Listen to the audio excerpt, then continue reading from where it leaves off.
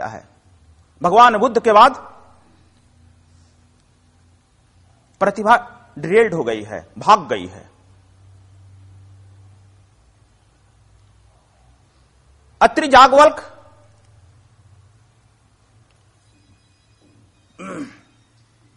से यह परंपरा देखो चली है। अत्रि जागवल्क भारद्वाज, कपिल कणाद, वशिष्ठ, विश्वामित्र,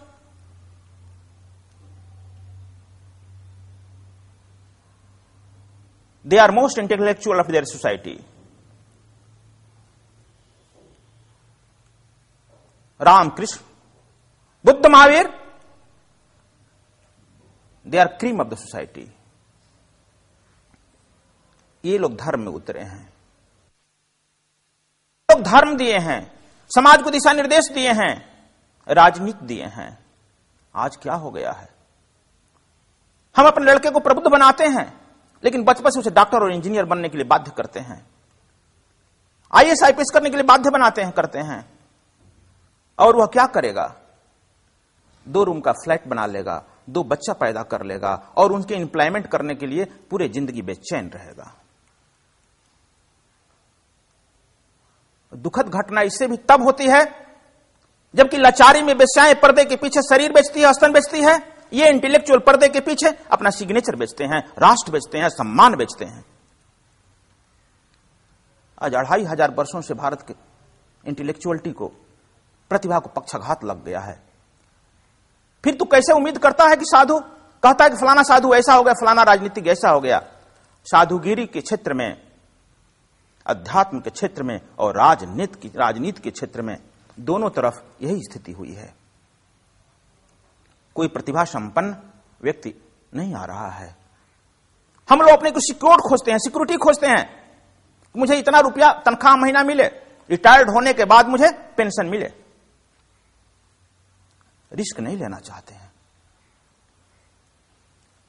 जबकि यह तुम लोग कहते सुने, बार बार मैं सुनता हूं, कहते हो तुम लोग, गुरुजी जिसको एक एप्लीकेशन लिखने नहीं आता है वह धर्माधिकारी बना है, धर्मगुरु बना है। जिसको शुद्ध बोलने नहीं आता है वह राष्ट्र का नेतृत्व कर रहा है। आखिर दोष किसका है? यह कह देने से तुम मुक्त हो गया? हमारी भी स्थिति वही है।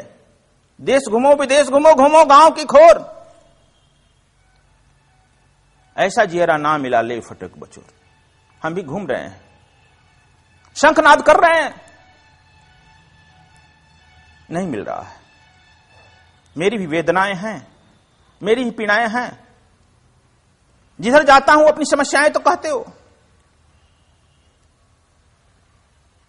और अपनी समस्याओं की मुक्ति चाहते हो। लेकिन इस पृथ्वी की समस्या का क्या होगा? इस राष्ट्र की समस्या का क्या होगा? इस विश्व की समस्या का क्या होगा? यह पूरा विश्व जो है अनाचार, व्यभिचार, भ्रष्टाचार से आकांत हो गया है। अभी इतने बम बन गए हैं, इस पृथ्वी को 10 बार भूंजा जा सकता है, बर्बाद किया जा सकता है। क्या होगा? मानवता सिसक रही है।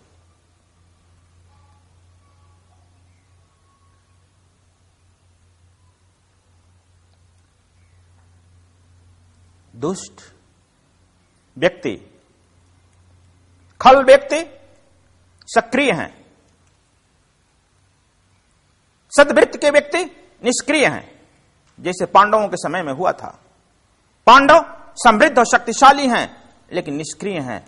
चलो परमात्मा जो करेगा सो होगा। परमात्मा के भरोसे बैठ रहना, हम लोग सब कुछ समझ लिए हैं। वहीं कौरव सक्रिय थे, कुटिल बुद्धि कौरव सक्रिय थे। अपने सक्रियता के चलते नाना प्रकार को कष्ट देते रहते थे और ये अपने निष्क्रियता के चलते वो कष्ट भोगने के आदी हो गए थे। लेकिन समय का सदगुरु आया और पहचाना तुम्हें पौरुष है, तुम्हें शक्ति है, ओज है, साहस है, ताकत है। उठ, निष्क्रिय क्यों बने हुए हो? और उसको सक्रिय करने के लिए 18 अध्याय का गीता दिया गया। जब पांडव सक्रिय हुए तब कुटिल कौरवों का नाश किया और धर्म का राज किया। सदगुरु यह भी करता है। समय का सदगुरु आंखों में झांकता है और उसके अनुसार मंत्र, महामंत्र जपत महेशु काशी मुक्त करत उपदेशु। वह मंत्र के बारे में तुलसीदास जी भी कहते हैं, महामंत्र का भगवान शंकर भी जाप कर रहा है। यदि किसी से पूछेगा कथावाचक से तो कह देगा कि कौन मंत्र है, तो ओम नमः शिवाय। फिर पूछेगा क्या वह नमः शिवाय? शंकर जी अपने आप को प्रणाम कर रहे हैं, तो फिर उसको सुधार करके बोल सकता है ओम सीतापति रामाय नमः, ओम नमो नारायणाय, कुछ न कुछ बोल देगा, क्योंकि उसके पास रेडीमेड उत्तर है। अपना उत्तर नहीं है, रेडीमेड उत्तर है। तो क्या वो अपने में काम चला लिया वाइस वर्सा? तो हां, ऐसी बात नहीं है। दूसरे चौपाई में तुलसीदास जी कहते हैं, महामंत्र कहकर निकल गए, परम लघु महामंत्र हो। कहते हैं कि वह अत्यंत लघु है, परम लघु है, जिसके जापने से ब्रह्मा विष्णु महेश तीनों जो हैं उसके बस में हो जाते हैं। उसी तरह से जैसे एक छोटे से लोहे के अंकुश से हाथी हो जाती है।